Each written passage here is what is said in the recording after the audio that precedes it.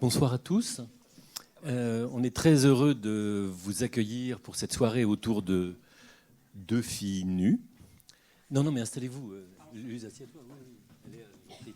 Alors, nous avions fait au hommage la connaissance de Luz en 2016, un peu plus d'un an après les assassinats à Charlie Hebdo, qui était en train d'achever ce qui est pour nous vraiment un chef-d'œuvre de dessin, qui était l'adaptation en roman graphique de Ô vous, frères humains d'Albert Cohen. Bien sûr, pardon, merci Antoine. Outre l'intérêt de l'ouvrage, on avait eu la possibilité de faire une expérimentation qui, je crois, était la première exposition de ce type au Musée d'art et d'histoire du judaïsme, qui avait consisté à montrer l'intégralité ou la quasi-intégralité des planches originales de l'ouvrage à leur vraie grandeur, qui n'est pas celle à laquelle les dessins sont reproduits dans l'ouvrage, beaucoup plus grande, et où on voyait vraiment, d'une part, évidemment, toute la traduction graphique du texte d'Albert Cohen, mais aussi vraiment un très grand talent de dessinateur. Alors, entre-temps, Luz s'est un tout petit peu éloigné de nos préoccupations avec Vernon Subutex, d'après Virginie Despentes, hein, mais c'est son droit. Et il nous est revenu, j'ai envie de dire, il y a deux ans, hein, je crois, pour nous parler de ce projet qui nous a évidemment beaucoup intéressés, puisqu'il a beaucoup à faire avec l'art dégénéré, qui est évidemment une question qui nous intéresse beaucoup. Et on est très heureux de voir le résultat et qu'il puisse évoquer ce soir le résultat avec Léa Weinstein. Alors Léa Weinstein, récemment, on l'a entendu ici à propos de son travail autour de Kafka, hein, J'irai chercher Kafka, une enquête littéraire chez Flammarion. Mais on l'avait entendue avant parce qu'elle a été la réalisatrice ou la productrice, je ne sais plus comment on dit, d'un podcast commandé par la mission de recherche sur les biens spoliés entre 1933 et 1945, du ministère de la Culture, dirigé par David Zivie, précisément sur les spoliations. Et là, véritablement, elle est la personne la plus indiquée, je crois, pour interroger Luz sur ce... si, c'est pas le moment de douter, Léa. D'ailleurs, je pense que c'est des doutes fins. Mais je vous laisse la parole. Merci beaucoup. Bonsoir à toutes, bonsoir à tous. Bonsoir Luz. Bonsoir. Je suis très heureuse de vous rencontrer. Et d'autant plus, maintenant que j'ai découvert cet album, comme le précisait Paul Salmona, ça fait quelques années que moi aussi j'ai plongé dans ces histoires très complexes, on va y revenir, d'œuvres spoliées et restituées, puisque ce n'est pas juste une histoire d'œuvres spoliées qu'on va retracer avec vous ce soir, mais une histoire qui va jusqu'à la restitution de ce tableau. Il y a un spoiler, c'est-à-dire que voilà. Il y a un happy end. Il y a ça arrive parfois dans la vie. Où c'est rendu. Donc c'est une histoire qui se termine plutôt bien. Enfin, c'est une question qu'on peut se poser en tout cas. Et j'y suis venue à travers cette série de podcasts par Paul Salmona, qui s'intitule À la trace et que j'ai réalisé pour et avec la mission du ministère de la Culture, donc la mission de recherche et de restitution du patrimoine spolié entre 1933 et 1945. Et on avait eu la chance d'écouter le premier épisode de cette série ici, à l'auditorium du Mage. Premier épisode qui raconte l'histoire d'un autre tableau, un tableau assez proche de celui dont on va parler ce soir.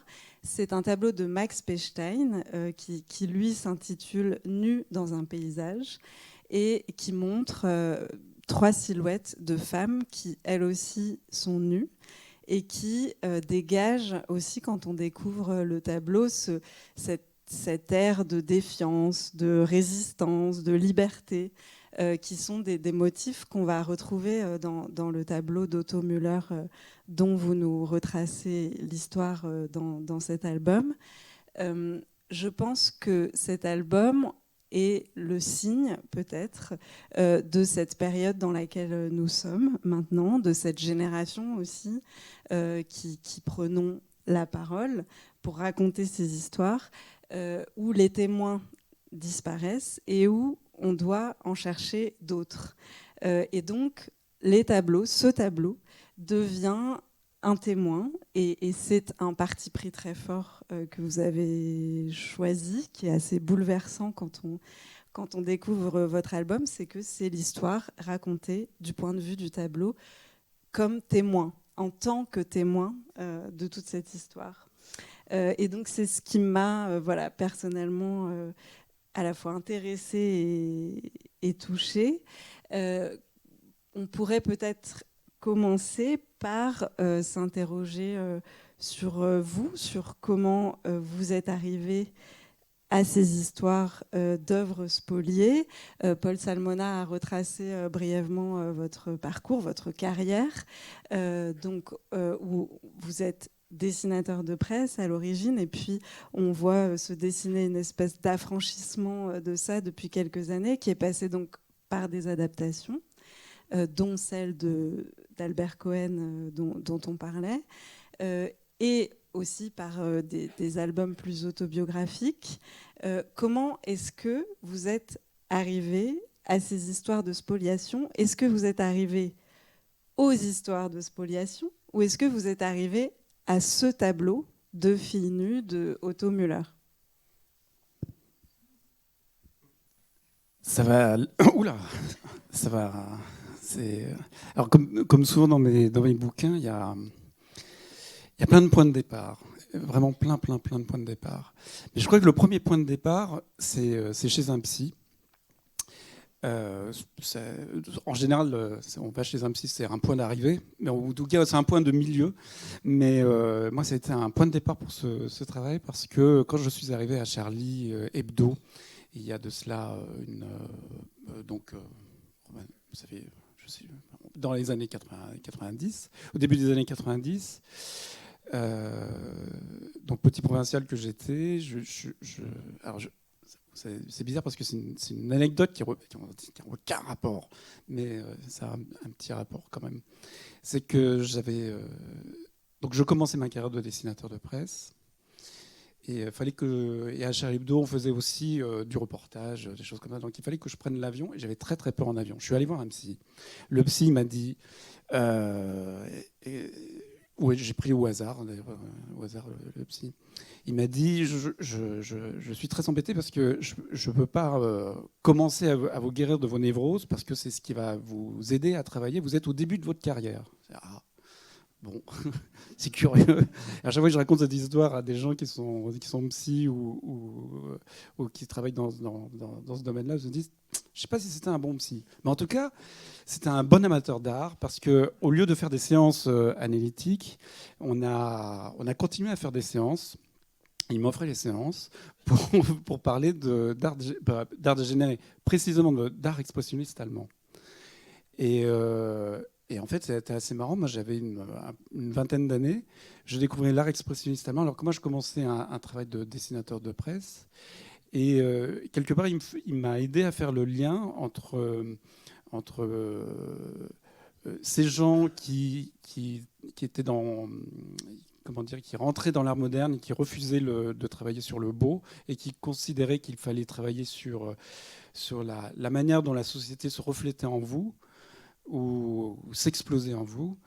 Et il y avait quelque part une espèce d'évidence qu'il m'a montré, c'est que ces artistes étaient aussi des gens qui étaient des critiques sociaux, et qui faisaient aussi parfois du dessin de presse, comme Georges Grosz, et comme d'autres aussi. Et il y avait cette porosité entre la manière dont on crée tout contre la société, et la manière dont on crée pour soi. Et en fait, ça a été un point de départ de ma passion pour l'art expressionniste allemand en particulier, parce que du coup on parlait évidemment, on parlait de Die Brücke, on parlait aussi de Blaue Reiter, on parlait aussi de théâtre, de Max Reinhardt et de différents artistes, Kato-Kollwitz, etc., etc. Mais tout d'un coup, dans un coin de ma tête, il y avait ce truc, peut-être que ce que je fais a un lointain cousinage avec une histoire qui avait 80 ans à l'époque, maintenant qu'il y en a un peu plus. Et peut-être que je peux m'autoriser un petit peu à me dire artiste, alors que quand on était dessinateur de presse, c'est presque un gros mot. C'est presque quelque chose d'assez compliqué à aborder, parce qu'on se considère comme plus vecteur d'une information ou vecteur d'un événement, plutôt que quelqu'un qui la malaxe et qui la recrache. Et le point de départ, il est effectivement là. Et après, si on passe vraiment pas mal d'années plus tard, après... Et la peur de l'avion, du coup alors, ça n'a pas du tout marché, parce que ça n'a pas du tout marché. Il m'a dit qu'il fallait que je lise un livre en anglais que j'ai jamais lu. Et j'ai toujours eu peur en avion jusqu'à il y a 20 ans. Bref, enfin, il m'a pas du tout. C'est un très mauvais psy, mais par contre, une personne extraordinaire. Et un amoureux d'art. Et je pense qu'une fois que... voilà. Non, mais je ne sais même plus comment il s'appelle, mais il était super, il était vraiment super. Et quant après le 7 janvier, quand pas mal de choses se sont effondrées dans ma tête et autour de moi, il a fallu commencer à ramasser ce qu'il y avait par terre. Les premières choses que j'ai commencé à ramasser, c'est qu'est-ce que je fais de toutes ces émotions que je ne connais pas? Qu'est-ce que je fais de cette haine qui m'a percuté? Et effectivement, j'ai commencé, outre Catharsis, je me suis mis dans les pas d'Albert Cohen, dont on parlait tout à l'heure, pour travailler sur la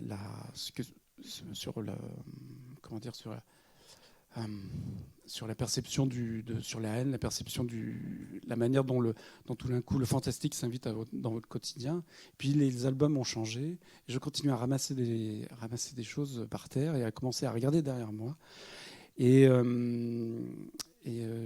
juste avant cet album-là, j'avais fait un album un peu bizarre. Enfin, pas bizarre, mais qui est bizarre parce qu'il n'a aucun rapport. Il s'appelle Testostérone sur la masculinité toxique, une grosse comédie vraiment très, très stupide. Vraiment un truc, vraiment, avec beaucoup de gags partout, très, très chargé, très marrant, certes. Mais en même temps, il y avait cette approche des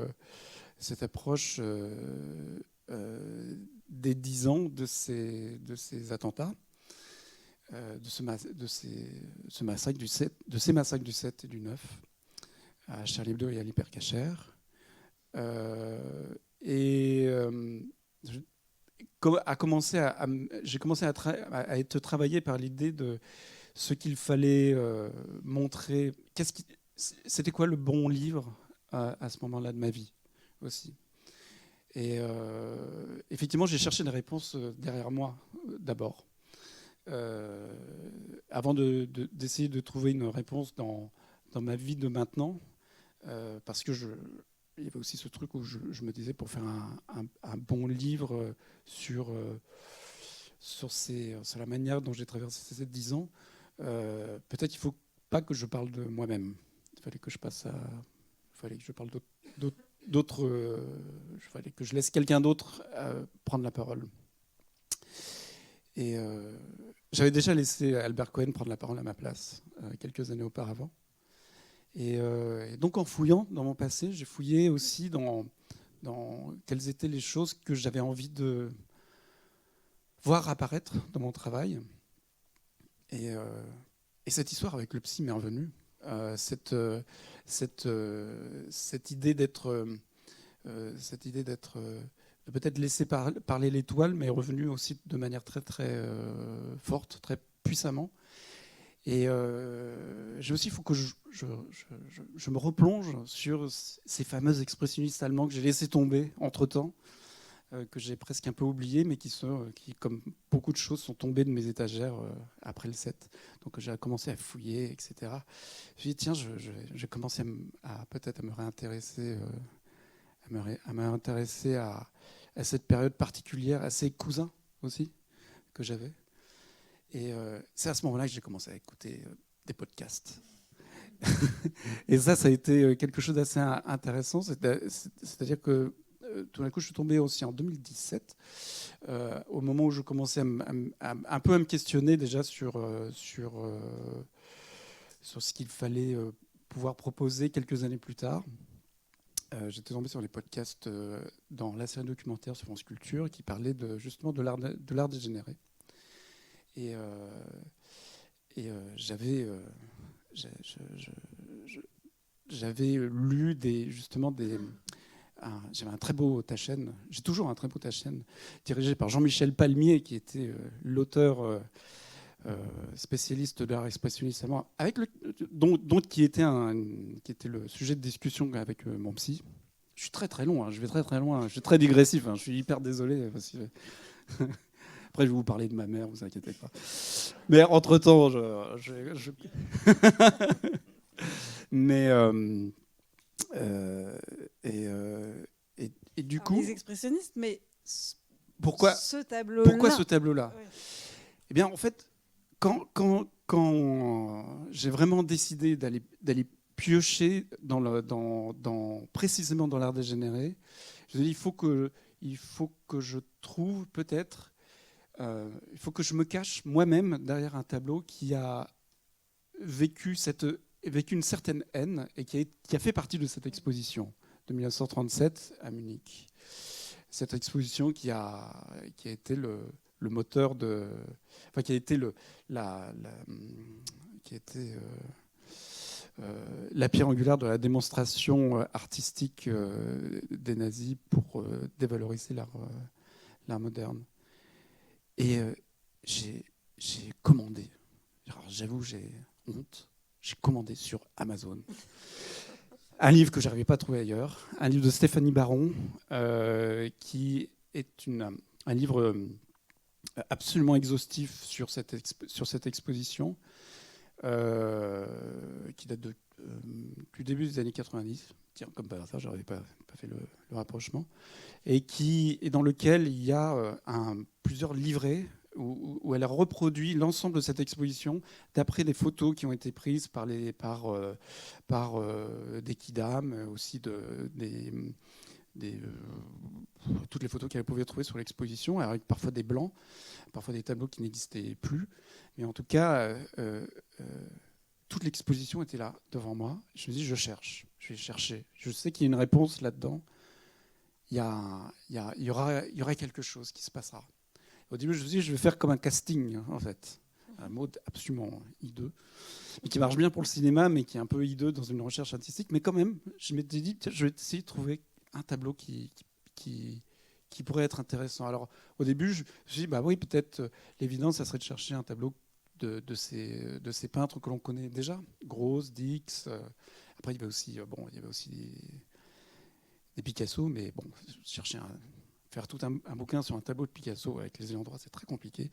Donc je me suis dit, j'oublie aussi ces idées, mais aussi, surtout, je pense que j'avais envie de trouver un tableau qui était peut-être neutre, peu connu, d'un auteur pas forcément très, très, très connu en France. Otto Müller est connu en Allemagne, mais pas trop en France. Et à un moment donné, je suis tombé sur ce tableau qui était, comme tous les autres tableaux, un peu accroché, absolument pas droit, de travers. On en reparlera, mais c'était une des logiques que j'ai comprises dans cette exposition, de salir aussi l'accrochage de ces tableaux pour les dévaloriser. Et il y avait ce tableau qui était à hauteur d'enfant, et qui était un tableau de nu. J'ai dit, bah merde, c'est incroyable ça. Je me dis, mais est-ce qu'il y a des enfants qui pouvaient venir dans cette exposition? Est-ce que c'était possible? Et je me suis rendu compte que c'était possible. Il y avait des enfants qui pouvaient venir à cette exposition. Elle n'était pas fermée, elle était ouverte à tous les publics. Et donc je me suis dit, tiens, c'est marrant, dans ma tête, tout d'un coup, un personnage est apparu. C'est-à-dire l'idée que ce tableau avait pu voir un enfant. Je me suis dit, quelle était l'histoire de cet enfant qui avait pu voir ce tableau? Et c'est donc finalement l'idée qu'il y avait la possibilité d'une fiction dans cette recherche. Et quand j'ai commencé à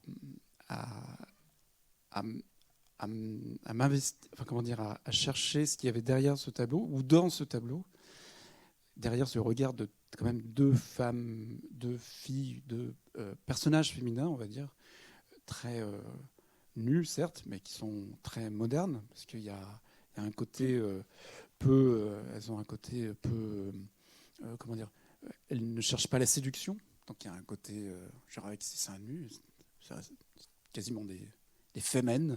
J'avais quelque chose d'assez, enfin pour moi j'ai vu ça comme ça. Donc j'ai fréquenté un peu les femmes. Je me suis dit tiens, ça fait sens avec ce que je connais un peu, mais c'est pas des femmes. Hein, je sais pas. Et du coup en regardant un petit peu ce qu'il y avait dans ce tableau, ce qu'il y avait dans cette histoire, j'ai découvert qu'il y avait la possibilité de raconter une histoire d'amour, la possibilité de raconter une histoire de famille, il y avait la possibilité de raconter l'antisémitisme, la montée de l'extrême droite, de raconter la manière dont les tableaux ont été marchandés, la manière dont ils ont été haïs. C'est aussi quelque chose d'assez... qui était important à montrer. Il y a aussi ce truc qui était assez bizarre, c'est qu'il fallait que en fait, c'était marrant, il y avait la documentation de la haine de ces tableaux-là, et de ce tableau en particulier, était beaucoup plus important que la documentation sur l'amour. Et ce tableau avait quand même... Je pouvais avoir quelques indices sur la manière dont il avait été... quel était le socle amoureux sur lequel il avait été construit. Alors ça, c'était pas mal. Alors ça, c'est le début de l'album, justement. Ouais. Je voudrais peut-être qu'on s'arrête un tout petit peu sur le personnage du peintre, qu'on va ensuite, au fil de l'album, quitter, puisqu'il va mourir, et que, vous l'avez compris, on va suivre cette histoire depuis la perspective du tableau lui-même. Donc ce peintre, c'est Otto Müller, qui est un peintre qui n'est pas juif, mais qui a le défaut d'avoir une mère tzigane. Et donc, il est même pas sûr. En tout cas, lui, il en est persuadé. L'origine, en tout cas, quelque chose de du côté de sa mère. Et donc, ces deux filles qu'il va peindre sont des filles qu'on peut, qu'on peut qualifier, je sais pas comment dire ça, de tziganes. Donc, ce qui va faire une espèce de persécution à la puissance 2, d'ailleurs, ou une censure à la puissance 2 pour cette œuvre. Ce personnage, donc, qu'on aperçoit ici, on est au tout début de l'album, au moment où il est en train de peindre ces deux femmes, dans un moment d'amour, effectivement, puisqu'il peint à travers sa muse, qui sera aussi sa femme, qui va lui servir de modèle.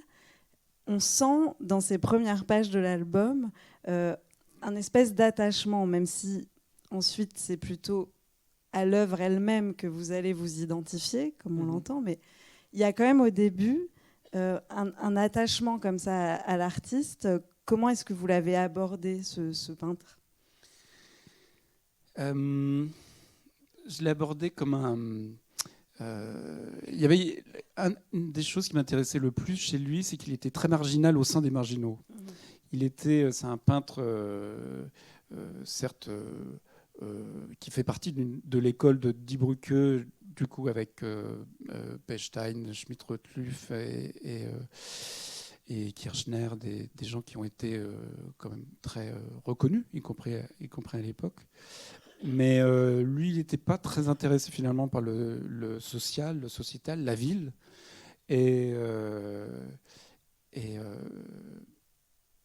très inspiré par l'art égyptien et par sa perception qu'il avait d'une espèce d'Arcadie tzigane dont il ne faisait pas vraiment partie, parce que lui, il était né en Silésie, mais il était à Dresde, il restait dans une ville assez assez classique. Et l'idée de travailler sur un peintre qui lutte contre les étiquettes, c'est quelque chose que je trouvais très attachant et assez proche de ce que j'aime pouvoir assez proche de ce que j'espère qui me définit. C'est vrai que depuis pas mal de temps, en fait, en étant sorti du cercle des dessinateurs qualifiables de caricaturistes, qui est une absurdité absolument totale, parce que la caricature, c'est juste un outil des dessinateurs de presse, c'est pas une identité en soi. Mais je pense qu'il y avait ce truc en moi qui est de dire, bon, bah, maintenant que j'ai abandonné le dessin de presse, je l'abandonne pour assumer finalement ce que mon psy, on revient toujours à mon psy de l'époque, hein, parce que j'en ai un autre, hein, maintenant, un autre avec lequel on parle vraiment de trucs personnels, ça coûte beaucoup plus cher. Bah voilà, je me suis auto-interrompu comme d'habitude. Et donc, qu'est-ce que je disais déjà ? Vous disiez que vous étiez attaché au fait qu'il soit sans étiquette, parce que c'est justement quelque chose qui vous définissait bien. Oui. En même temps, c'est une espèce de quête. Chez lui, c'est une quête un peu absurde parce que effectivement, je crois qu'il n'est pas jugé.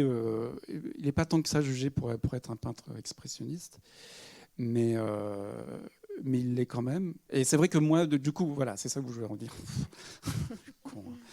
Et du coup, effectivement, après, une fois que j'ai commencé à travailler dans la bande dessinée de manière, je dirais, définitive, j'ai l'impression que même si je convoque tout le travail qu'il y avait derrière moi, mais le travail que j'avais fait dans la presse, travailler dans la presse, dans Charlie, c'était aussi faire du dessin de reportage, c'était faire du comic strip, donc déjà de la bande dessinée, c'était faire du dessin d'illustration, c'était faire de l'affiche pour telle ou telle organisation, c'était de faire des couvertures, donc c'était de faire 1000 choses, c'était d'être un dessinateur. Et tout d'un coup, même en étant un dessinateur de BD, il fallait faire exploser les carcans. D'ailleurs, c'est le premier truc que j'ai fait péter dans la bande dessinée, et puis on le voit bien dans Vous, frères humains, d'ailleurs, c'est qu'il n'y a pas de cases. Et ce truc, je fais de la bande dessinée, mais il n'y a ni bande, il n'y a que de la dessinée. Je fais de la dessinée, peut-être. Et quelque part, en faisant de filles nues, finalement, j'ai accepté l'idée de retrouver la contrainte de faire quelque chose qui est de l'ordre de la case, qui est dans un espace réduit. Et j'ai compris que peut-être aussi la case, le cadre dans la bande dessinée peut avoir aussi cette vertu d'être aussi quelque chose qui vous offre de la liberté, même si vous êtes contraint. Donc en fait, oui, Otto Müller, il y a aussi autre chose, d'ailleurs, je suis en train de réaliser. C'est bien qu'on fasse cette discussion, parce que comme ça, je me rends compte de choses que j'ai faites, je n'avais pas réalisé. Et il y a en 2013, je crois, j'avais fait un projet qui s'appelait Kinkiness, qui était j'avais dessiné j'avais dessiné une copine. On a fait un projet ensemble. C'était pas moi qui avait fait le projet. On avait fait un projet ensemble avec Sarah Constantin, une copine qui était mon modèle, qui était ma muse d'une certaine manière. Et je la dessinais nue sur des bibles, sur des feuilles de l'Ancien Testament d'ailleurs, avec d'un côté l'Ancien Testament écrit en latin, de l'autre côté un vide écrit pour les séminaristes en fait. C'était ça l'idée. Et donc du coup je la dessinais nue sur ces bibles-là. Et on avait fait un projet, pas un projet, c'est-à-dire une exposition au musée de l'érotisme, Feu musée de l'érotisme, qui n'existe malheureusement plus. Et donc, je pense qu'il y avait aussi ce qu'on avait réussi à instituer, c'est un rapport, je dirais, moderne entre le modèle et le peintre et l'artiste. C'est-à-dire qu'on était au même niveau de création. C'est-à-dire que l'exposition, c'était Luz et Sarah Constantin, et c'était aussi quelque chose qui était,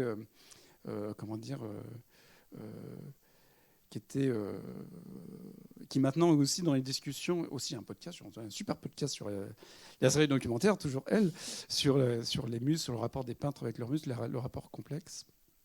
Et je sais que je pouvais aussi convoquer aussi ce travail que j'avais fait avec ce travail qui s'approche un petit peu plus de la peinture dans cette bande dessinée. En fait, il y a plein de choses. C'est marrant. Vous devriez faire de la bande dessinée, c'est rigolo parce que vous pouvez mettre plein de choses de votre vie. C'est un peu caché et des fois c'est même caché pour vous. Et des fois il faut des conférences comme ça pour les révéler. Vous vous rendez compte que en fait c'est un livre ouvert, quoi. D'où les.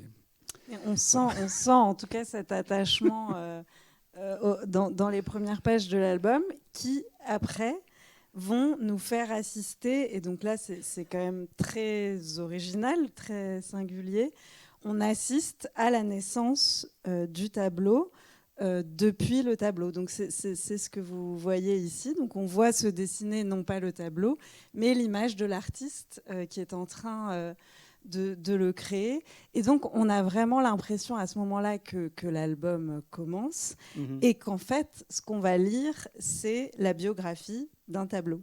Oui, et pas du tout la biographie d'un artiste. Et pas du tout la biographie d'un artiste. Pas du tout. Et il y a aussi ce truc assez marrant, c'est que moi, c'est un truc qui alors, je ne sais pas d'où vient cette obsession, mais l'idée l'idée du premier coup de pinceau, l'idée du premier trait, de ce côté, la première fois, en fait. Alors, c'est peut-être d'avoir côtoyé des dessinateurs, donc des artistes, dont on voyait les premiers traits, et il y avait toujours quelque chose de fascinant. C'est pour ça que je pense il y a une dédicace tout à l'heure. Vous allez pouvoir voir les premiers traits de. Et je dis ça parce que c'est toujours, même moi, ça me fascine en fait. Et il y a ce côté, en fait, il y a un côté absolument. En fait, c'est pas si démiurge que ça en fait. Le premier trait, il y a quelque chose qui est forcément hésitant et on a envie de savoir. Enfin, comment dire. Je ne sais pas où je vais du tout avec cette conversation-là. Mais une chose est sûre, c'est que si je change de sujet là, maintenant, on va retomber sur nos pattes. C'est, en fait, je suis désolé, je suis très digressif. Il y avait ça aurait été, comment dire, ça a été super, ça a été super prise de tête de commencer ce livre en disant si on offre, si le tableau est là, si je pars de l'idée qu'on se met à la place du tableau, il faut faut que notre vision naisse en même temps que le tableau. Et c'est pas forcément très évident au départ. Et je me suis dit, bon, je pense à Festen. Alors, vous voyez, digression, ça va très loin. Festen, donc un film Dogma, etc. Le début de Festen, si vous voyez bien, si vous vous rappelez bien, moi je sais que je l'ai vécu au cinéma, c'est hyper sympa dans tous les sens. On dit on va jamais y arriver, je vais jamais rien comprendre. Non, justement, comme c'est compliqué et qu'on y arrive, après, oui, tout s'ouvre. Là, c'est pareil, c'est-à-dire que là encore, on arrive à la case, ça commence à se définir, mais avant, il y a juste un petit coup de pinceau, un autre coup de pinceau, l'œil se découvre, et à un moment donné, ça devient vraiment une case. Et en fait, il y a ce truc assez rigolo, c'est que le seul moment où le tableau peut avoir une vision un petit peu... une fois qu'il est fait, le tableau ne cligne plus les tableaux ne clignent pas de l'œil, en fait. C'est-à-dire qu'il est obligé de rester il est obligé de tout voir. Ce qui est presque une malédiction, en fait, de tout voir. Imaginez que tout d'un coup, vous, lecteur et lectrice, vous êtes à la place de quelque chose qui va tout voir. Tu ne peux pas détourner son regard. Et ça fait écho, très probablement, c'est un copain qui m'a dit ça. Heureusement qu'on a des copains à des conférences pour comprendre ce qu'on fait. Et que le premier bouquin que j'ai fait juste après les attentats, c'était Catharsis. Et il y avait ce personnage qui est récurrent, qui avait des grands yeux, comment dire, étonnés, sidérés. Voilà. Il y avait cette espèce de sidération. Et peut-être que quelque part, je voulais faire partager cette possibilité de la sidération dans l'ensemble du livre. Tout d'un coup, voilà, vous êtes accroché, vous êtes accroché au mur ou pas accroché au mur, en tout cas, vous êtes obligé vous ne pouvez pas fermer les yeux sur ce qui se passe devant vous. Et quelle est votre réaction par rapport à ça ? Je vous jure que j'ai terminé. Je vous jure, c'est un point final. Je vous jure. Je viens d'arriver à un point final. Et puis, oui. non, moi, ce que j'ai trouvé aussi très émouvant, notamment au début, avant d'arriver aux étapes donc, de la censure, persécution, spoliation, sur lesquelles on va s'arrêter juste après, mais c'est là, ce qu'on voit, c'est l'idée d'un renversement aussi, qui est que c'est le tableau qui fait naître l'artiste, en fait. Oui. Et oui, pas oui, l'inverse. Et ça, c'est très fort de dérouler ça. J'avais pas pensé à ça. Voilà, ouais. Cadeau. Non, mais oui, il y a aussi cette intrigue On qui le est le voit regardeur paraître, regardé. lui Oui, aussi, tout à fait. Et en fait, le truc qui est marrant, c'est que alors théoriquement, le tableau, donc qui est le regardé, dans mon histoire devient le regardeur, mais là, il est même pas regardé. C'est ça aussi qui est assez rigolo, c'est quand vous peignez ou dessinez, etc. Ce n'est qu'à la toute fin que vous pouvez voir votre travail. Sinon, avant, c'est juste c'est juste un brouillon. C'est-à-dire que moi, je sais que je ne vois mon travail que quand j'ai passé une nuit dessus. C'est-à-dire, je reviens, je fais un dessin, je vais me coucher, et le lendemain, je dis ah bah tiens, il y a des petits lutins qui sont venus et qui ont fait ce dessin-là. Ça ne m'appartient déjà plus. Et quelque part, à partir du moment où il a fini son tableau, même s'il fait des retouches, il y a l'idée que ça lui appartient presque déjà plus. C'est-à-dire que quelque part, nous, on est à l'intérieur de ce tableau, mais on sait déjà qu'on va avoir une vie en dehors du peintre. Et alors, ce tableau, il va ensuite connaître... Bon, son peintre va mourir des suites d'une infection pulmonaire qu'il a contractée sur le front à travers son engagement dans la Première Guerre mondiale. Donc on va assez vite se séparer de ce personnage d'Otto Müller et être complètement plongé dans la suite de l'histoire, qui est une histoire de dépossession, de multiples dépossessions en fait. Et alors, sans dérouler chacune des étapes, parce qu'elles sont très nombreuses en réalité, puisque ce tableau donc, va être acheté par 2 personnes successives qui vont en fait en être spoliées, mais en être spoliées par des biais différents. Et ça, c'est quelque chose qu'on retrouve dans votre album, c'est que spoliation, en fait, ça veut pas dire grand-chose. On a tous en tête un espèce de scénario canonique de spoliation du collectionneur dépossédé dans son appartement avec les nazis, entrant dans son appartement, repartant avec le tableau. En fait, non, il y a des ventes forcées.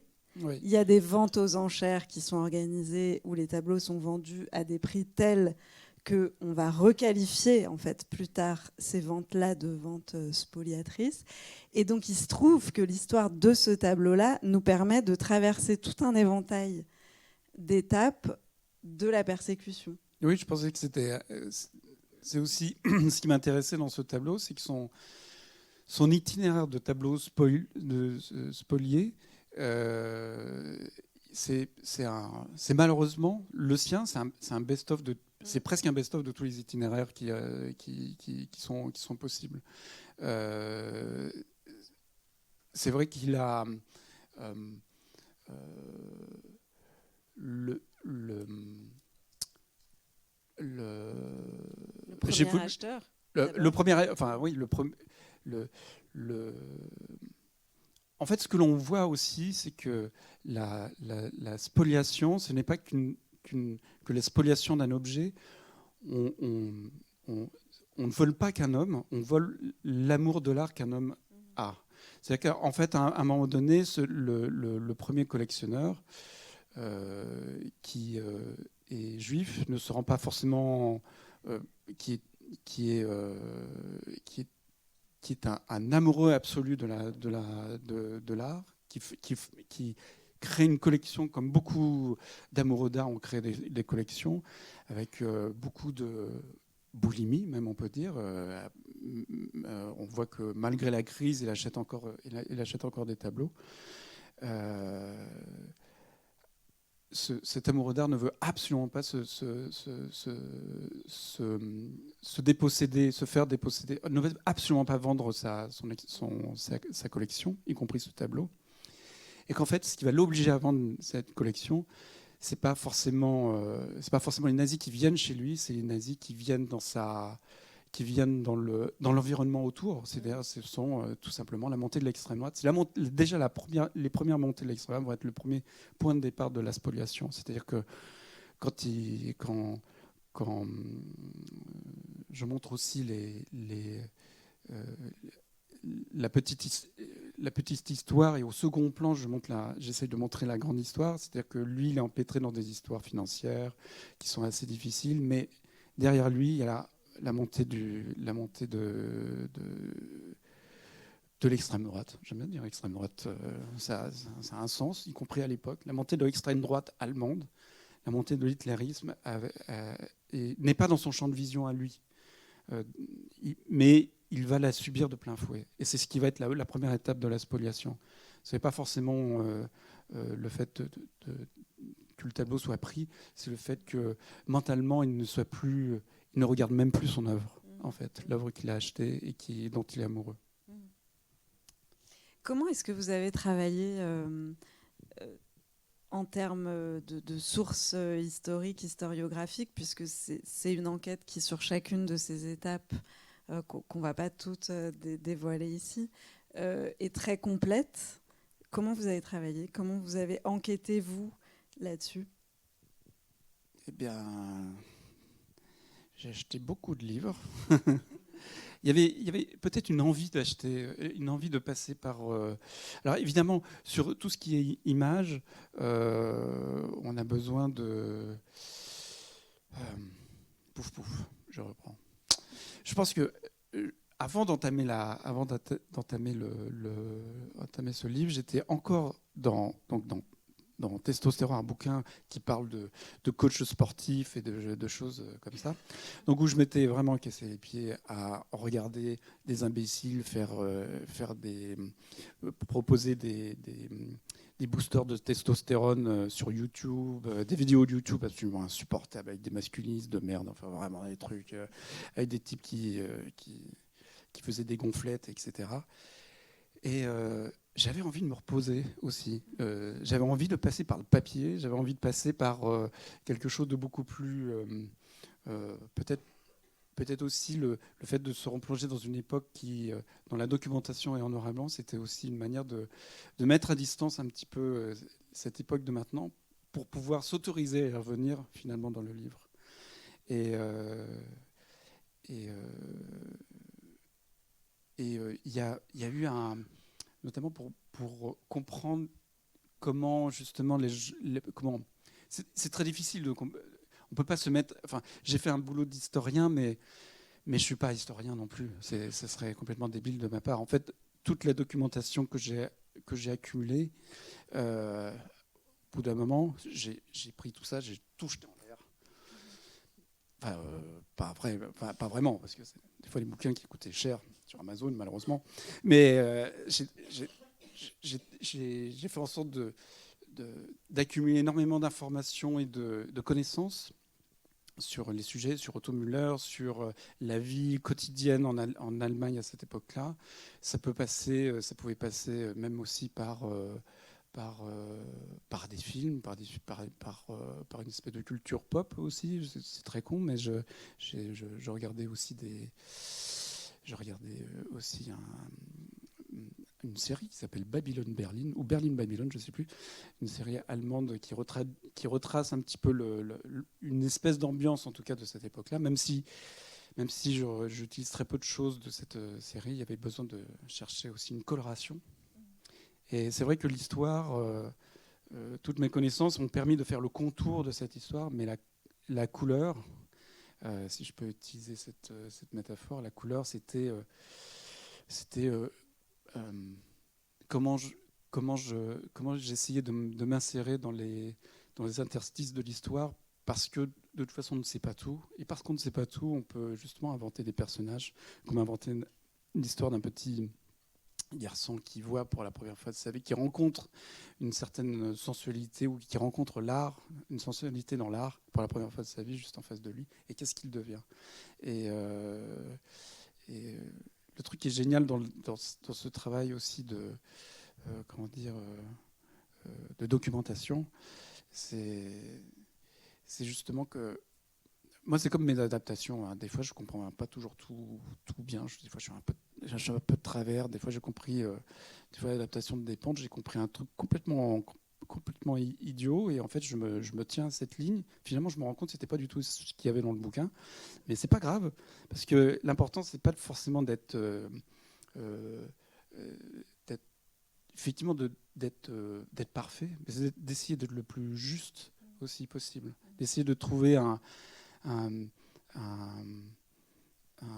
faire une bande dessinée comme celle-ci, c'est surtout travailler sur l'émotion plutôt que de travailler sur la réalité. Mais par contre, il faut bien connaître la réalité, et il y a très peu de... Je me suis chié à trouver il y a 2 pages bien après tout ça où le couple revient à Berlin. Ils traversent Berlin je sais pas pourquoi je fais ça. Ils sont en vélo en plus. Eh oui, les gens qui font des footings dans les années 20, bien sûr. Non, en vélo.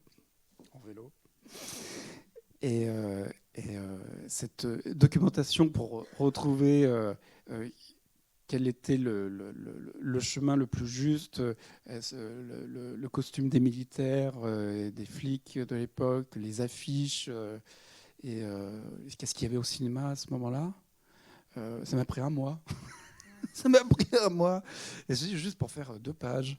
Après, ça a été beaucoup plus vite, je ne sais pas pourquoi. Après, je me suis dit que je vais être plus... Après, les choses se passent beaucoup en intérieur et beaucoup dans les relations avec les personnages. Mais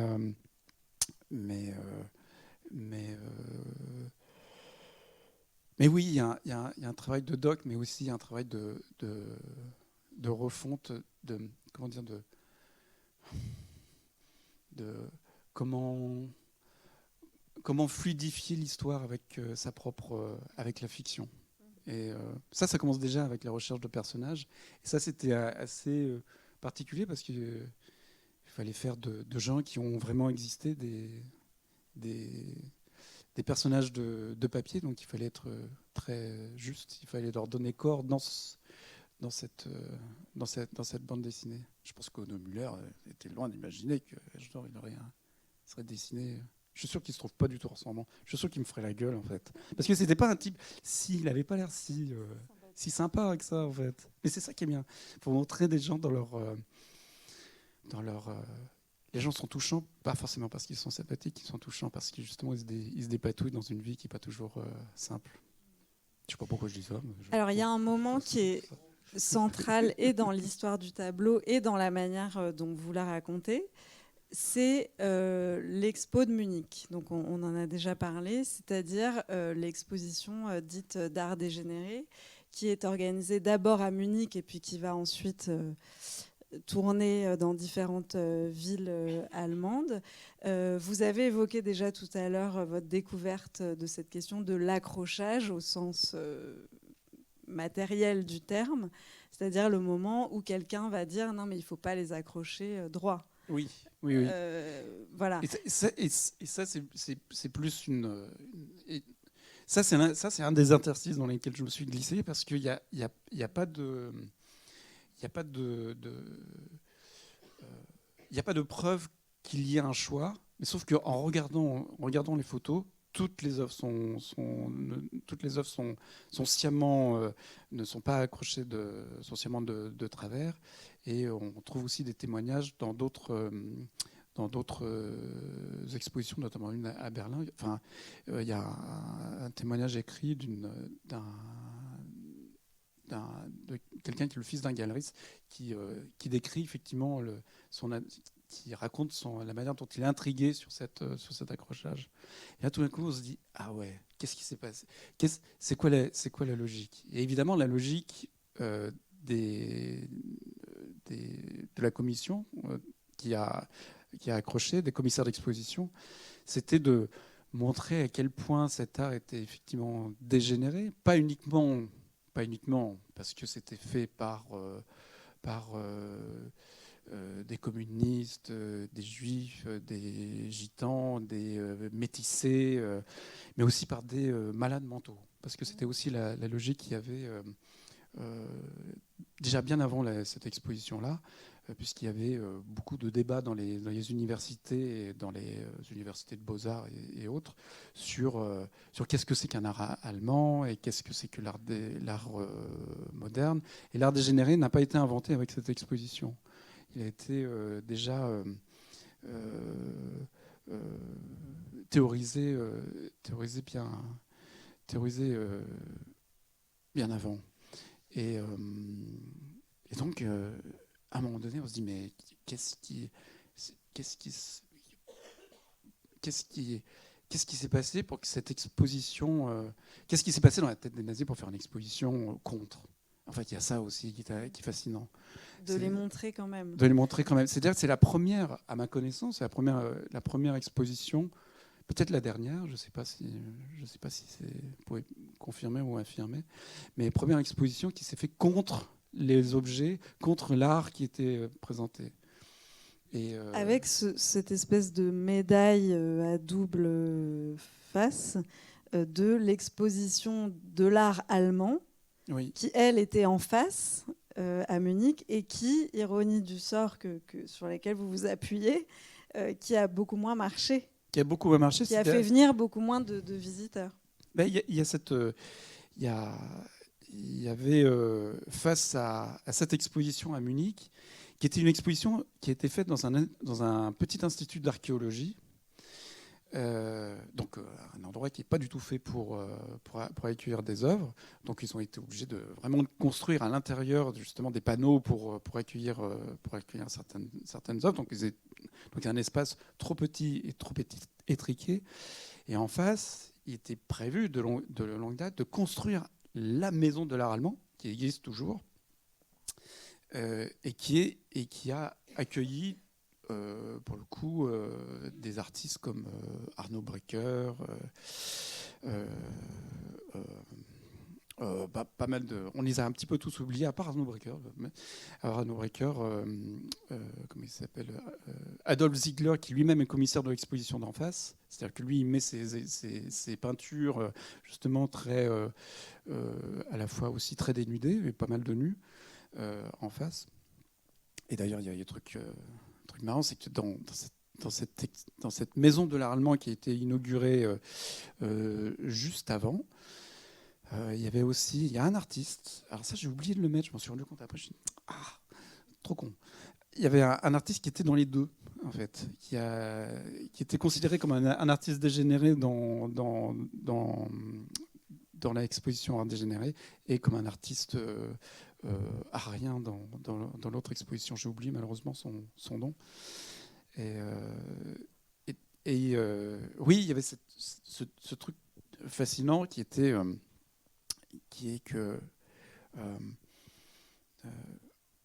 d'après les chiffres, cette exposition a fait 3,5 fois plus d'entrées que l'exposition d'art allemand, dans laquelle on pouvait largement se déployer, parce qu'il y a des images, on voit des vidéos justement où Hitler se balade dans cette exposition. Il y a vraiment beaucoup d'espace, etc. Et les quelques vidéos qu'il y a, il n'y en a pas beaucoup, qui montrent ce qui s'est passé dans l'exposition Art dégénéré. Les gens sont tous serrés, et il y a cette question, c'est que se disait-il? Parce qu'effectivement, dans un musée, on ne parle pas trop, on est toujours un petit peu emprunté, voilà. On met des chaussons, tout ça.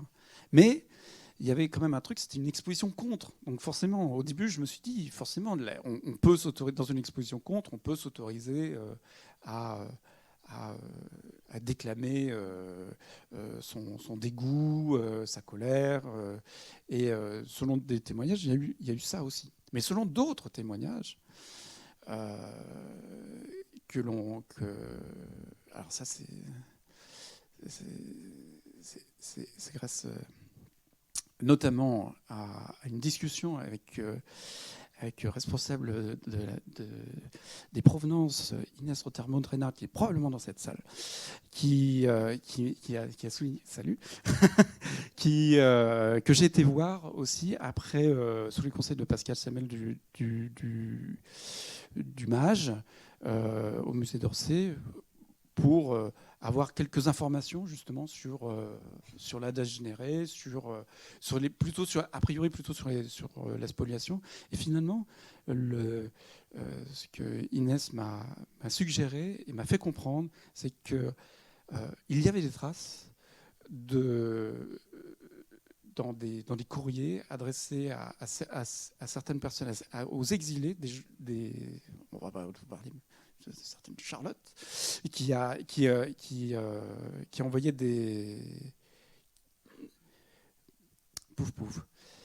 Les gens les gens qui venaient à cette exposition, ils étaient très nombreux, d'univers très différents, et il y avait aussi la possibilité qu'ils y venaient pour voir quelque chose qui les touchait. Et il y a des traces de critiques de cette exposition par des personnes qui étaient heureux de voir cette exposition, heureux de voir des œuvres qui étaient encore vivantes, mais angoissés par l'idée que c'était peut-être la dernière fois qu'ils les voyaient. Et du coup, ça a changé un petit peu ma manière de travailler, en tout cas sur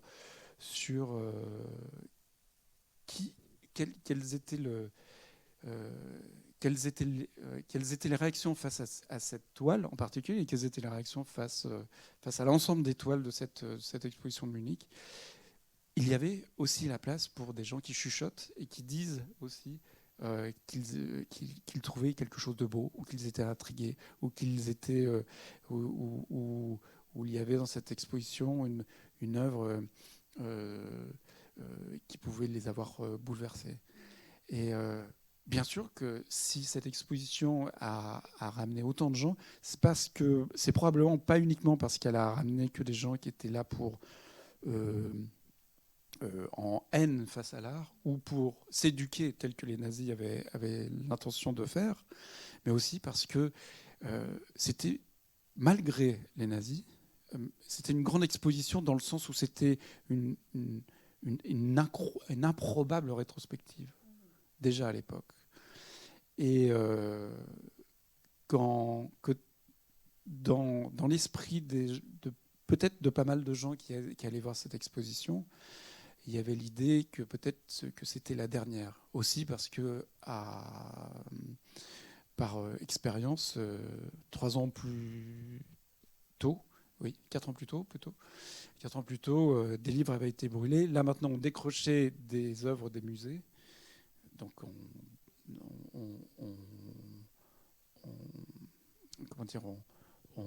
on sortait des musées des œuvres qui étaient déjà quand même très installées, qui avaient une valeur.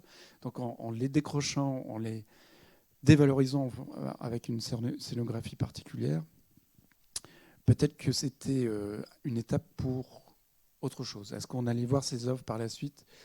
Il y a de fortes chances dans le contexte de l'époque que les gens se posent se convainquent que non.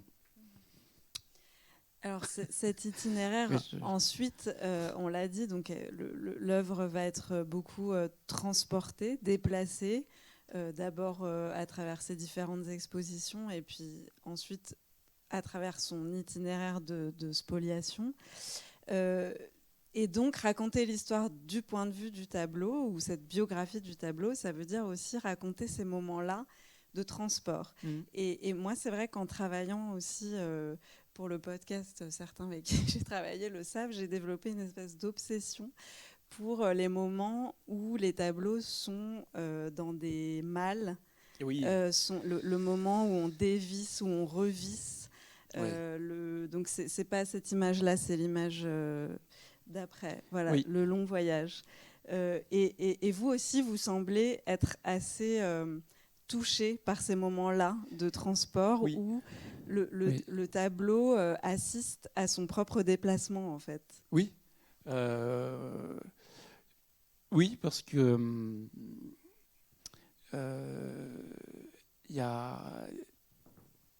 je pense que ça peut obséder pas mal de gens qui sont amoureux de l'art. D'ailleurs, je pense que ça a obsédé une cinéaste tout récemment, Mati Diop, qui a fait Dahomey, qui parle justement de restitution d'œuvres spoliées.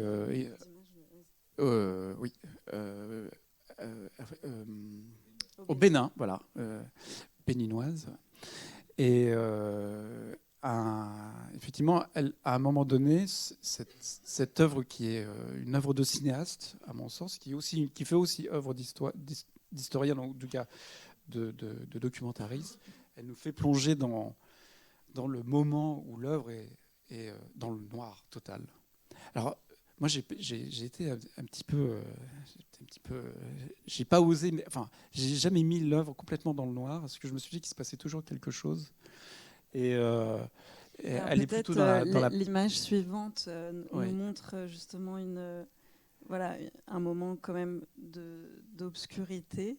Alors, un autre moment de un transport. autre moment d'obscurité, c'est-à-dire que aussi, à travers le parcours de cette œuvre, il y avait, on ne peut pas s'empêcher de se dire qu'il y a des indices. Il y a déjà des indices de ce qui va arriver quelques années plus tard, et de ce qui est peut-être déjà d'une certaine manière arrivé, puisque juste après l'incendie du Reichstag, il y a eu déjà des opposants qui ont été transportés en train et envoyés dans des camps de prisonniers. Donc les choses existent déjà en 1933. Et je me suis dit, tiens, c'est d'autant plus perturbant, fascinant qu'à un moment donné, vous avez le bouquin ? Oui. À un moment donné, il y a dans la présentation, on appelle ça la présentation dans l'inauguration de cette exposition de Munich. Il y a le commissaire d'exposition principal, Adolf Ziegler, qui dans son discours, que je reproduis intégralement, dit une phrase assez fascinante. Donc on est en 1937, en août, et il dit, je suis très fort, moi, je peux retrouver mes... Pendant ce temps-là, on peut regarder... Ah oui, voilà, évidemment, j'étais pas à la bonne page.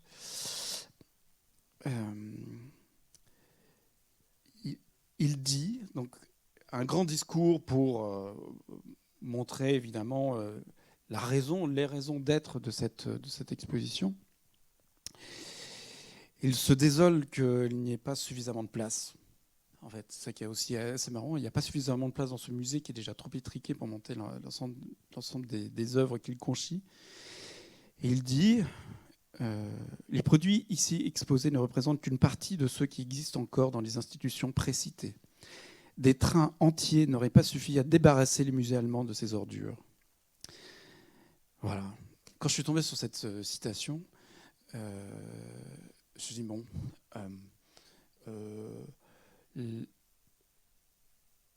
tout est... Enfin, comment dire, les prémices sont évidemment là. Il faut que je puisse montrer ce transport tel un... En fait, en faisant ce bouquin, je ne pouvais pas ne pas penser à ce qui allait arriver par la suite. Je me rappelle, on avait une discussion aussi ensemble avec Paul Salmona sur le fait que je racontais que ce tableau était dans un passé avait il y a une c'est bizarre parce qu'il y a quand même une sauterelle au moment où on parle des rongeurs et des insectes. Ouais. Attention parce que une sauterelle on trouve ça très rigolo. Ça se trouve, il y a une guerre thermonucléaire de l'autre côté, c'est une sauterelle qui vient se réfugier.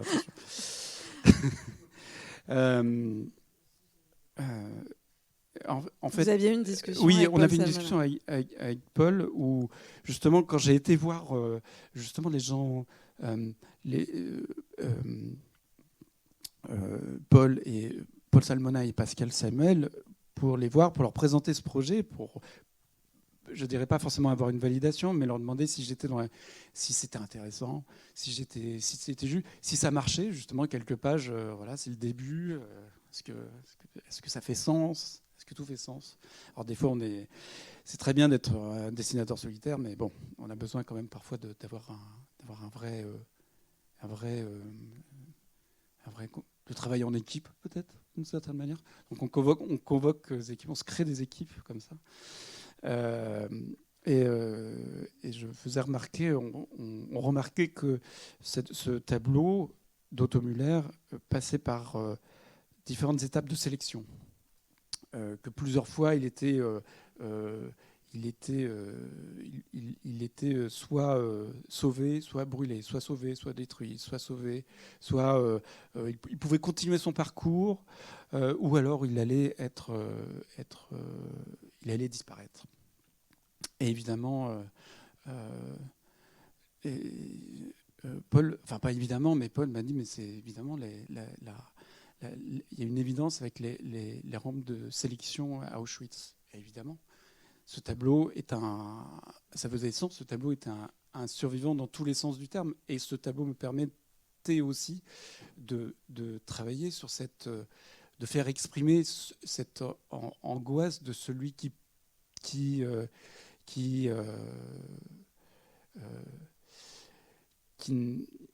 est dans une alternative qui sera dans une alternative qu'il n'aura pas choisie et qui va peut-être en réchapper ou pas. Et évidemment, ça faisait sens avec, d'une certaine manière, c'était évidemment que c'était évident, mais j'avais besoin aussi peut-être de l'entendre, en fait, que quelqu'un me le dise et de me rendre compte que ce travail avait un écho en moi qui venait de beaucoup plus loin, en fait. Et quand j'ai réfléchi sur qu'est-ce qui se passait dans ce trajet du train, qu'est-ce qui se passait dans ce premier trajet pour aller de la National Gallery jusqu'à Munich, la première chose à laquelle j'ai pensé, je me suis dit, ce tableau voit probablement d'autres tableaux. Il n'est pas seul parce qu'il y a d'autres personnes qui sont dans la même situation que lui. Et alors ça rejoint les images qui sont avant, c'est-à-dire qu'on voit à travers les lattes d'autres tableaux. D'ailleurs, c'est un tableau aussi d'Otto Müller qu'on va retrouver par la suite. Et après, il croise un tableau de Kirchner, si j'ai bonne mémoire. Et je me suis dit qu'il y avait probablement des bestioles, en fait, des bêtes quelque part. Peut-être évidemment des rats, puisque j'ai lu Maus, puisque la première fois que j'ai pleuré sur une bande dessinée, c'était en lisant Maus d'Art Spiegelman, et que quelque part, il y avait une évidente filiation qu'il fallait que je reconnaisse, qu'il fallait que j'assume en utilisant l'image des souris ou des rats. En tout cas, dans cette bande dessinée, en tout cas à ce moment-là, avec quelque chose à la fois d'effrayant, mais en même temps, ces bestioles sont aussi malgré elles dans ce train. Donc c'est une image qui était pas forcément facile à faire, mais une fois qu'elle était évidente, il fallait aller jusqu'au bout de cette histoire. Le plus difficile, c'était finalement c'était quoi l'onomatopée pour faire le bruit du train, au bout du compte. Alors c'est plutôt tatak tatom plutôt que tatom tatak. Tatak tatom, ça marche à l'oreille. Si vous faites voir tatak tatom. Tatak tatom. Tatak tatom. Alors après, je sais que le livre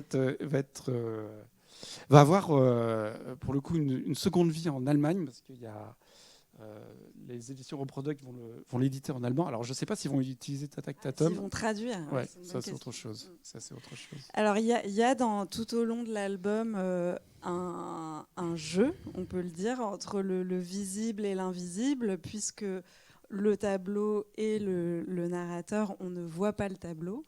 Et c'est ce qu'on a un peu essayé de reproduire ce soir en ne vous le montrant pas jusqu'à maintenant. Mais avant de vous passer la parole, peut-être on peut simplement montrer la fin de l'album, c'est-à-dire le tableau redessiné par vous. Oui. Et à aucun moment dans cet album, on ne verra une vraie image du tableau. Non. Mais juste ce regard que vous portez sur lui. Oui, et c'est grâce à Rita Kersting du musée Ludwig à Cologne, où est actuellement ce tableau. Parce que oui, il a survécu, oui, il est exposé, oui, il est vu en public, oui, il a été restitué aux ayants droit qui ont après, et le musée l'a racheté justement pour qu'il soit, il l'aura racheté pour qu'il soit rendu public. Et en fait, quand j'y suis allé, j'étais au milieu du livre. Quand je suis allé à Cologne pour voir le tableau, j'étais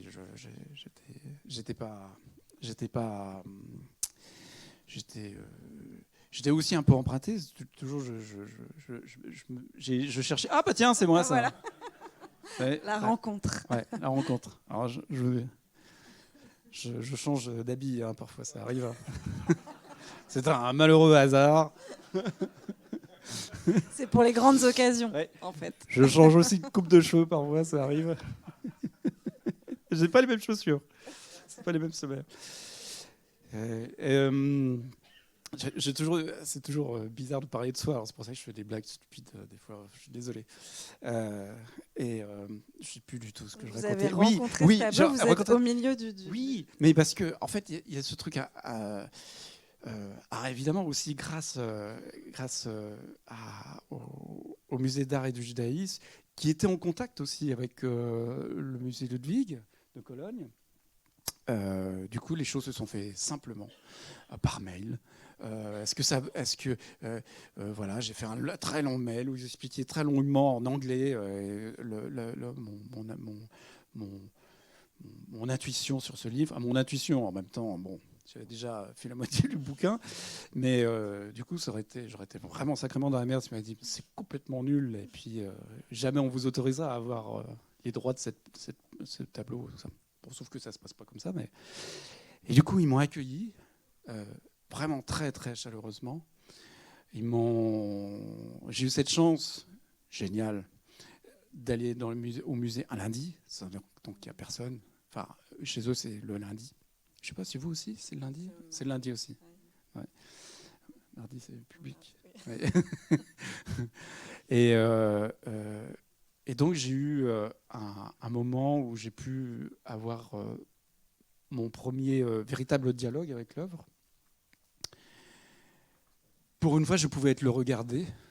Enfin, ah oui, tiens, je pouvais être le regardeur. Mais j'étais aussi le regardé. C'est-à-dire que quelque part, il y avait cette possibilité de me faire voir à l'œuvre. Et j'avais discuté avec donc Rita Kersting, qui était directrice adjointe du musée. Je dis bon bah. Il faudrait que je fasse une photo. Je ne sais pas si je peux prendre une photo, ou si vous avez des archives d'une photo. Elle m'a dit, mais non, pourquoi vous voulez une photo ? Faut que ce soit vous qui la reproduisiez. Ça fait plus sens. C'est votre ouvrage. Peut-être que vous perdriez quelque chose si vous mettiez une photo. Et peut-être que les gens perdraient quelque chose, c'est-à-dire qu'ils seraient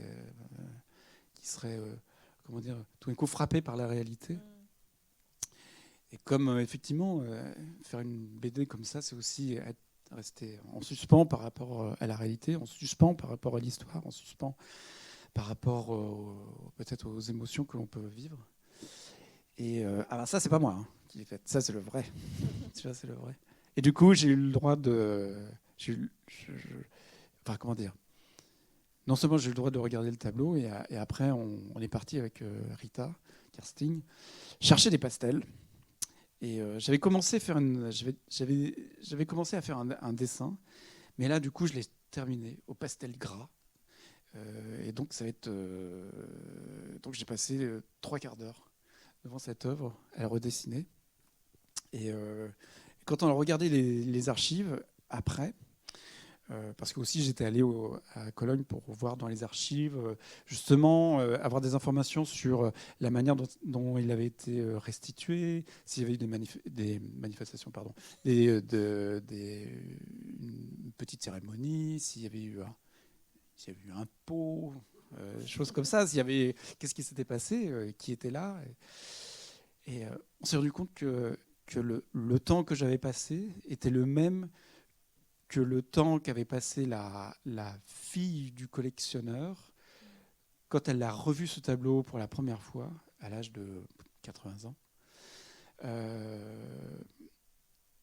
devant juste en retrouvailles devant ce tableau. Évidemment, du coup, en réalisant cette situation-là, je me dis que oui, non seulement elle était en retrouvailles avec ce album, mais elle était en retrouvailles probablement avec son père, retrouvailles probablement avec aussi une époque de sa vie, retrouvailles peut-être qui a reconsolidé aussi cette période d'exil, et peut-être que finalement on lui redonnait du temps, parce que la spoliation, c'est pas uniquement voler des gens, c'est aussi voler le temps que ces gens auraient pu avoir avec ce tableau. Et je crois qu'il n'y a rien de pire que le vol du temps, en fait. Et donc j'ai eu du temps, j'ai eu mon dialogue, j'ai eu une espèce de... Voilà, j'ai eu un moment assez unique. Alors, la dernière fois que je l'ai revu, je l'ai revu en fait une fois. Il y a un journaliste du Parisien qui dit on voudrait faire une interview dans le train, Cologne, tout ça. Donc on l'a fait, je l'ai fait. Et là, il y avait un truc super. Et je ne sais pas pourquoi j'ai fait ça. J'ai fait une espèce de révérence comme ça, mesdemoiselles. Je pense que maintenant, il y a un truc assez chouette, c'est que puisque je les ai traduits dans ma tête, je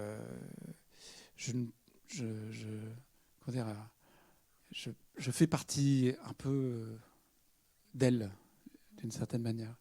Et c'est peut-être un truc à avoir un peu peut-être quand on va voir une œuvre dans un musée, que ce soit un tableau, une sculpture, mais surtout un tableau, parce qu'un tableau, il y a toujours une distance qui est presque obligatoire. On est toujours à peu près au même endroit que là où d'autres personnes sont installées pour le voir.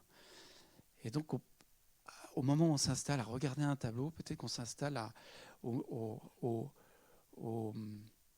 cœur des regardeurs, au cœur de tous ces fantômes qui ont peut-être disparu, mais dont vous faites partie, parce que vous allez disparaître vous-même, et que ce tableau a intégré, que ce tableau a accueilli dans son champ de vision. Voilà, c'est-à-dire que quand on va voir une œuvre, maintenant on peut se dire qu'on peut faire partie de cette œuvre d'une certaine manière. Ça, c'est précieux. Merci. Merci beaucoup.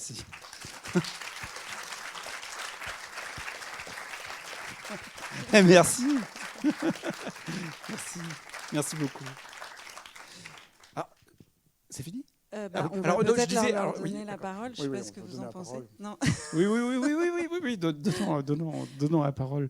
Non, mais oui, après je ferai une petite conclusion après. Ah oui. Oui. J'espère.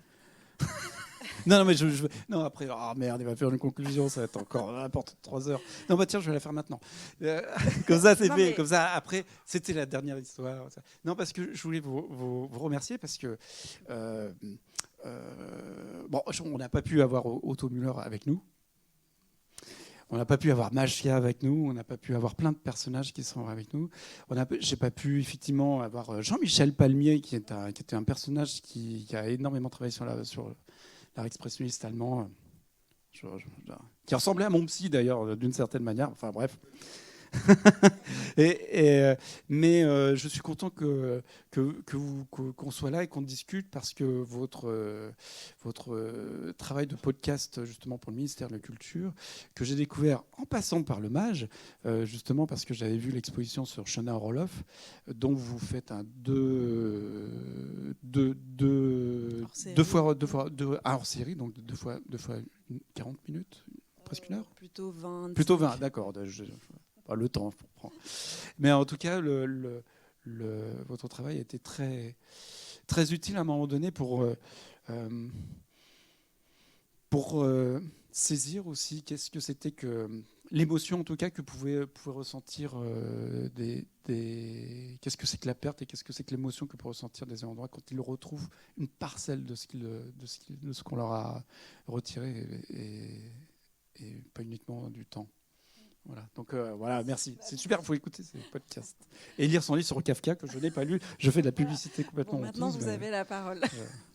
Ouais, c'est chez Gallimard, non ? Si. Comment ? C'est où, Kafka ? C'est Flammarion. C'est Flammarion.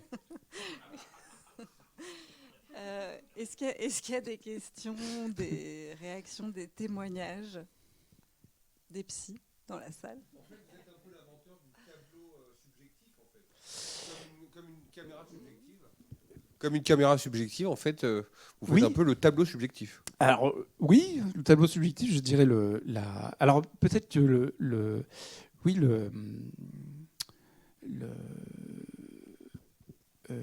oui, c'est vrai qu'au cinéma, on parle de caméra subjective, exactement. Et effectivement, je suis nul en référence parce que du coup, j'oublie tout ça, mais il y a quelques films il y a notamment un film, un polar, que j'avais vu justement en caméra subjective, c'était assez fascinant. Mais oui, en fait, c'est de la case subjective, on va dire. Voilà, c'est de la case subjective.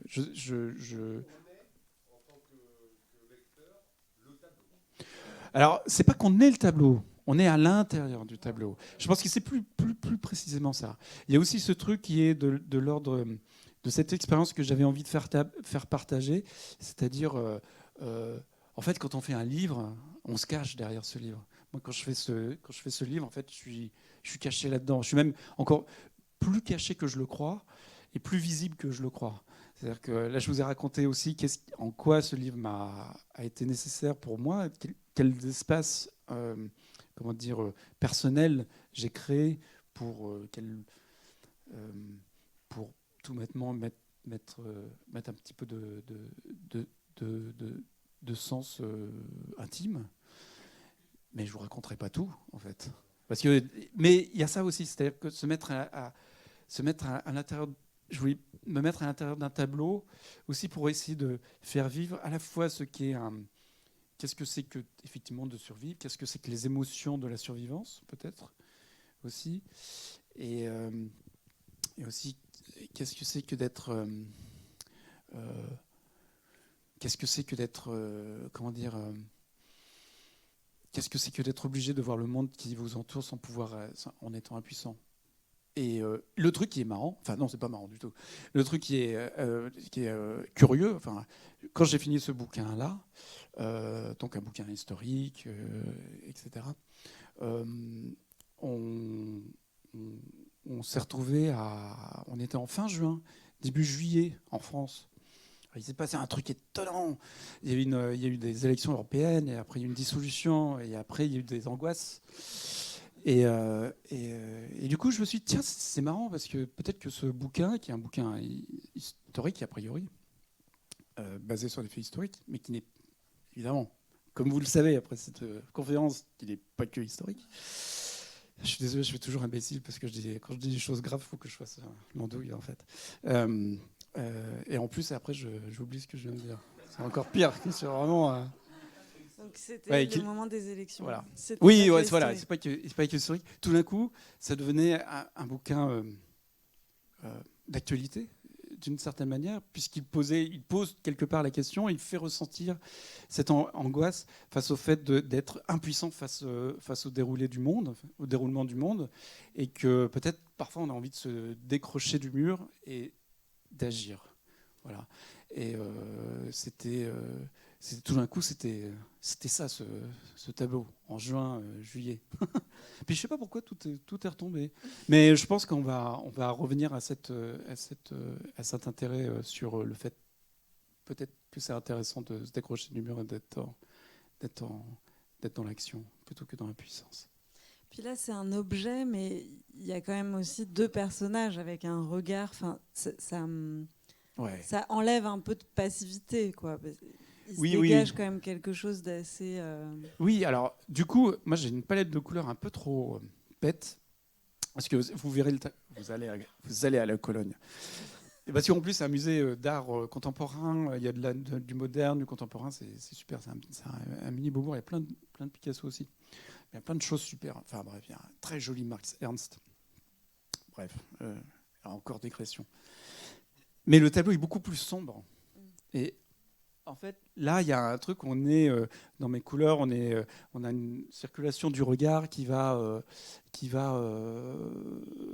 comment dire, qui est très délimitée par les contours, mais dans le tableau original, vous pouvez regarder sur Internet, hein, c'est pas impossible. Ah bah voilà, il est là, bah oui, c'est vrai, j'ai oublié qu'il était là. Ben, en fait, il est même beaucoup plus sombre que cette photo-là. Et donc, il y a quelque chose de très pénétrant, en fait. Ah bah voilà. Ouais. Alors, je vous rassure, le mec, il est plus là. Si vous allez au musée de Ludwig, c'est pas une statue qui est posée, là, comme ça. C'est pas un Erwin Wurm, comme ça. Salut. Et oui, le tableau, il y a ce cadre aussi très... Aussi, un choc que j'ai eu, c'est que je me suis dit, putain, le cadre, il est hyper massif. J'avais pas vu ça. Et du coup, j'ai changé quelques trucs dans le scénario, justement, où des gens parlent justement de ce côté, de cette lourdeur du cadre. Et à un moment donné, ouais, je me suis dit, tiens, cadre, il est important ce cadre, donc il faut en faire quelque chose. Et je m'étais renseigné, justement, je me suis renseigné au musée de Cologne. Il y avait des trucs qui m'obsédaient par rapport au cadre. C'était est-ce qu'il y avait derrière des tampons, etc. Parce qu'il m'avait envoyé une photo de l'arrière du tableau, mais malheureusement, il y avait parce que moi, j'étais très obsédé par l'arrière du tableau, justement, savoir comment c'est foutu. Et il y avait des tampons, mais des tampons Tokyo, machin, tout ça, qui dataient après les années 50, après quand il a commencé à être récupéré par le musée Wallraf, en tout cas à l'époque, Wallraf Museum. Et je me demande, mais est-ce qu'il y a... J'étais très naïf, un peu con aussi peut-être. Est-ce qu'il y a un tampon avec un tampon du Reich, quoi, de la Reichskammer de l'époque, de la chambre des beaux-arts du Reich. Ben non, ils n'avaient pas besoin d'authentifier la provenance, ils en avaient rien à faire. Ça, c'est quelque chose qui arrive après. Et du coup, je me suis dit, bon, j'oublie ce truc-là, mais du coup, la conservatrice du musée, Petra, m'a dit, oui, mais il y a un truc, c'est qu'il y a de fortes chances que ce cadre a été commandé par Otto Müller lui-même, qui faisait des cadres, mais apparemment, d'après le travail de ce cadre, il a forcément été fait par quelqu'un d'autre. Donc du coup, je me suis dit, alors peut-être que Otto Müller a commandé le cadre, et donc du coup, ça m'a permis une petite scénette à l'intérieur qui permet d'introduire Ismar Littmann. Voilà. Ça répond à une question. Il y avait une question autour de cette réponse. Oui, bonsoir. Bonsoir. J'ai une petite question par rapport au choix de traitement graphique. Oui. D'après les quelques images qu'on a vues, à travers donc à l'intérieur du tableau, à travers les yeux du tableau, on ne voit pas le monde entièrement en couleur. D'après certaines images, on voit qu'il y a des éléments en couleur et a priori les êtres vivants, ou en tout cas les personnages du Reich sont en noir et blanc. Donc ce choix partiel de couleur, est-ce qu'il avait une signification dans ce regard du tableau sur le monde ? Alors déjà au départ, j'étais pas parti pour faire je savais pas trop ce que j'allais faire. Enfin, au départ, comme dans tous les livres, on sait pas trop ce qu'on va faire. Et j'étais parti pour dessiner vraiment à ma manière habituelle, c'est-à-dire faire un contour noir, et puis après mettre de la couleur. Je ne savais pas comment. Ordinateur, ça me paraissait pas très intéressant. Ou la vie, peut-être quelque chose de beaucoup plus organique. Puis finalement, je me suis dit non, il faut que le tableau voit le monde déjà pas tel que moi je le vois. Il faut peut-être que les lecteurs et les lectrices qui connaissent mon travail soient un petit peu déconcertés aussi. Et il faut que ce soit vu comme s'il y avait comme si on le voyait à travers le vernis du tableau lui-même. Voilà. Alors je dis ça, en plus, il n'y a pas de vernis sur ce tableau. C'est un tableau à la comment dire, à la colle, à la détrempe, voilà, à la détrempe. Et donc il n'y a pas de vernis du tout. Mais il y avait cette idée chez moi, en tout cas, d'accentuer en tout cas le fait qu'il y ait un prisme, en fait. Le fait qu'il y ait un certain voile, qu'il y ait un voile qui nous permette d'accepter que ce monde soit vu par quelque chose, en tout cas quelqu'un d'autre, ou quelque chose d'autre qu'un être humain. Et donc à partir de ce moment, je me suis dit, bon, il faut que j'aille au lavis de couleurs, il faut que je trouve une gamme de couleurs. Et